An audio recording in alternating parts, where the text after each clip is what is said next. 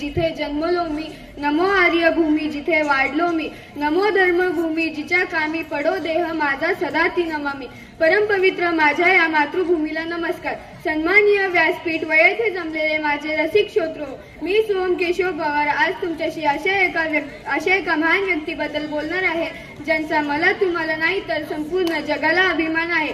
सह्याद्रीच्या कुशीतून एक हिरा चमकला, भगवा टिळा चंदनाचा शिवनेरीवर प्रगटला, हातात घेऊन तलवार शत्रूवर गरजला, महाराष्ट्रात असा एक राजा होऊन गेला, महाराष्ट्रात असा एक राजा होऊन गेला. मित्रांनो, 350 वर्षापूर्वी आपल्या महाराष्ट्र भूमीला एक कर्तृत्वान वीरपुत्र मिळाला, ज्याने आपल्या धैर्याने, पराक्रमाने, शौर्याने आणि जिद्दीने होत्याचं नव्हतं आणि नव्हत्याचं होतं करून मुठभर मावळ्यांच्या जोरावर महाराष्ट्र भूमीवर भगवा फडकवला. त्या काळी महाराष्ट्र राज्यावर खूप सत्ता राज करत होती. अनेक स्त्रियांची आबरू लुटली जात होती. अनेक लाखो मावळे मुघलांच्या कैदेत चाचपडत पडले होते. अनेक बायकांचे कुंकवाचे धनी मारले जात होते. त्या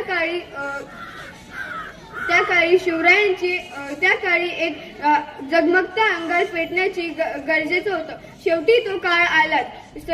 शिवनेरीवर एक तारा चमकला, जिजाऊच्या पोटी सिंह जन्मला. 19 फेब्रुवारी 1630 रोजी शिवरायांचा जन्म झाला. मित्रांनो ऐका, हे बघा, शिवरायांनी अवघ्या 16व्या वर्षी आपल्या स्वराज्याची सूत्रे आपल्या हाती धरून स्वराज्याची निर्मिती केली व स्वराज्याची घोडदौड सुरू केली. जगणारे ते मावळे होते, जगवणारा तो महाराष्ट्र होता. जगणारे ते मावळे होते, जगवणारा तो महाराष्ट्र होता. स्वतःच्या कुटुंबाला विसरून रयतेची मायेनं काळजी घेणारा फक्त माझा शिवबा होता, फक्त माझा शिवबा होता. मित्रांनो, आपले शिवाजी महाराज हे एक सर्वगुण संपन्न असे व्यक्ती होते.